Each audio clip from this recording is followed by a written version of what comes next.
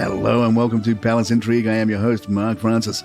Radar Online, which tends to be a little more gossipy than the British tabloids, and we'll let you debate how reliable, suggests the palace is making contingency plans should Harry and Meghan split up. According to this insider, the palace is quietly drawing up contingency plans in the event of a split. The thought is that Harry might push for a return to the UK, but Meghan won't want to come back from the US, and that schism is potentially dangerous. We're told courtiers are said to be considering a golden handshake settlement, which would be more generous than might be assumed, but heavily structured. It would include a strict gagging order designed to prevent further exposés of private life. It's like with Princess Diana all over again, only this time the language will be tighter and the penalties for breaking it heavier. The agreement would also grant Meghan the continued use of her Duchess of Sussex title. The palace sees it as a face-saving measure because tearing it away from her could spark a media war. We asked our royal insider about this and received an interesting response. The critical point, the one these reports entirely miss, is Harry's lived experience. Having lost his mother at such a vulnerable age, he understands precisely the emotional devastation of growing up without a parent. His entire approach to family is defined by ensuring his children will never experience the profound separation he endured. The very notion that he would create a scenario where his children might be left without their mother or father is antithetical to everything he has demonstrated about his character. In the Daily Mail, Alison Boshoff writes, "It seems Meghan has lost enthusiasm for her lifestyle cooking jam-making wheeze. Part of this dip in enthusiasm on Meghan's part could surely be traced back to the sting that her and Harry's hugely lucrative Netflix deal was renewed as a mere first look rather than an overall deal in September. You could read this in her face-saving reference to being in the same boat as the Obamas, who were similarly downgraded by Netflix with their higher ground projects because they were also deemed to not be worth the money." In The Independent, Andrew Lowney suggests Prince Andrew is in danger of dragging the late Queen's name down with him. Lowney writes, "Since her death in 2022, Elizabeth II has been sanctified as not only the greatest monarch that the country ever had, but as someone of remarkable acuity and perception when it came to running the firm. Unfortunately, when it came to Prince Andrew, who was commonly regarded as her favoured child, the Queen's good sense and sound judgment deserted her. Andrew was very much his father's son, a Falklands hero whose tabloid reputation did him no harm in his family eyes until, of course, it became quite clear precisely what this behaviour had involved. Yet long before then, it was clear that the Queen venerated the outdoorsy, hearty Andrew rather than the more effete, Cambridge-educated Charles and Edward, and in many regards the best of the bunch was a woman and therefore not taken as seriously. To dote on a favoured child is one thing, but to facilitate their increasingly rackety lifestyle is another. While the Queen was alive, the stories about her second son's behaviour began to come to light, especially after his disastrous would-be exculpatory Newsnight interview in 2019, which it is widely believed that she agreed to allowing him to participate in with a view to clearing his name in public. It did the opposite, and while Andrew continued and continues steadfastly to deny the allegations against him, his withdrawal from royal duties would have been reluctantly authorized by his mother. Yet a more serious charge against Elizabeth II is that, when it became obvious that the civil suit against her son had the potential to become embarrassing, she bankrolled an out-of-court settlement that he made to his accuser, Virginia Giuffre, to the tune of a considerable £12 million. This was not only a vast sum given that there was no admission of liability or guilt, but hush money on a scale more associated with banana republics than Britain. Make no mistake, this is a crisis of existential magnitude for the firm, the danger of which they seem to have only just begun waking up to. If they are seen as too slow or too inept to right the wrongs that Andrew has wrought, then the tide of public opinion will do it for them, and at that point, all bets are off.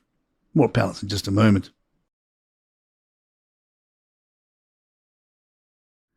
Last week's meeting between the King and Pope was a nice moment, but in The Independent, Catherine Pepinster wonders if it will matter in the long term because of King William. Pepinster writes, "As the King prayed with Pope Leo in the Sistine Chapel in an unprecedented display of Christian unity, I suspect some Vatican officials will have breathed a sigh of relief. At one time, there was considerable anxiety about what would happen when Charles came to the throne, and one senior Vatican official told me that they considered his mother, Queen Elizabeth II, to be the last Christian monarch. Those Vatican officials needn't have fretted. The 2 huge volumes of Charles' speeches as Prince of Wales show a keen interest in faith.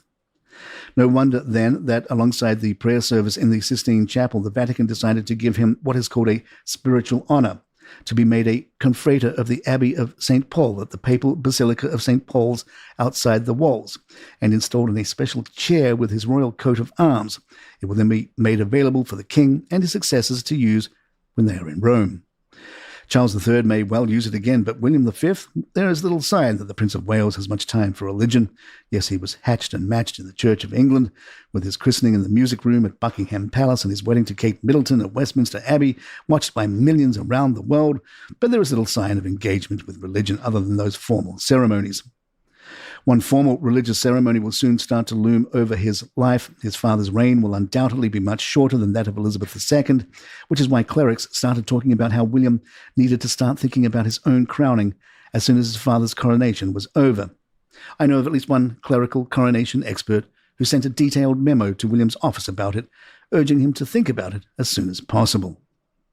The coronation has always been essentially a religious service, involving anointing and receiving of Holy Communion, as well as the taking of oaths. Watching the 1952 ceremony, and that in 2023, you can see that the key participant firmly believes in its Christian essence. It cannot be taken for granted that William will. And that matters not only for the Church of England, but for all of us. A monarch with a belief in something greater than themselves is, in effect, a signpost to that greater thing. Without it, it is much harder to see the monarchy having any profound purpose. Sometimes we have some fun stories to share with you that wind up having to wait because of breaking news. Before Andrew gave up his titles and before Charles met with Leo, Kate and William rounded off a busy day of engagements in Northern Ireland with a light-hearted baking challenge at Longmeadow Cider in County Armagh, where William's running commentary kept everyone laughing. Invited to try their hand at potato apple bread, the couple pulled on aprons and got to work. As baskets of apples were passed around, William glanced at his first effort and told the McKeever family, "If we are peeling every apple, you're going to have to start helping. We'll be here a while." When orchard owner Pat McKeever called out, "I like mine thick," William shot back, "You'll get what you're given," then turned to his wife, who was quickly finding her rhythm, and teased, "Do keep up." Rolling out his dough, the prince looked at the decidedly rectangular shape and quipped to more laughter. "A circle? Now you tell me. If you look this way, it looks like a circle. This is a new variety." He agreed with staff that his creation was more of a rectangle circle, while the princess produced a neat, perfectly round sheet, prompting William to exclaim, "How does it look like a circle when this is a rectangle?" Social media reaction to the day's lighter moments was enthusiastic. Prince William showing off his cooking baking skills will never not be funny.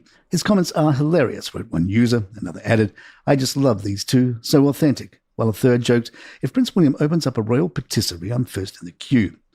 A fourth praised the pair's rapport. The future king and future queen have a great sense of humour. Prince William's Earthshot Prize is set to light up Rio next month with a star-studded celebration of innovation and sustainability. Oscar winner Matthew McConaughey has lent his voice to the official trailer for this year's ceremony, declaring, "When the stakes are highest, that's when heroes rise." The event, taking place on November 5th, will feature performances from Kylie Minogue and Shawn Mendes, joining the Prince of Wales for what organisers promise will be the greatest Earthshot yet. The night's lineup also includes Brazilian music legend Gilberto Gil performing alongside Grammy nominee Anitta, with television host Luciano Huck serving as MC and football great Cafu making a special appearance. In a statement, Minogue said, "Brazil, I'm coming back. It's a privilege and honor to be part of the Earthshot Prize in Rio, on stage with the people and the ideas that could save our planet." Now in its 5th year, the Earthshot Prize awards $1.3 million to each of 5 winners, developing groundbreaking solutions in the categories of protecting nature, cleaning the air, reviving oceans, building a waste-free world, and fixing the climate. William will arrive in Rio on November 3rd for several days of events before attending the UN Climate Conference in Belém on November 6th. The Princess of Wales will not be attending this year's ceremony. And there you have it. If you'd like to email us, our address is thepalaceintrigue@gmail.com. Please follow us on Spotify, Apple, or all your favorite apps. I'm Mark Francis. My thanks to John McDermott. This is Palace Intrigue, and good times.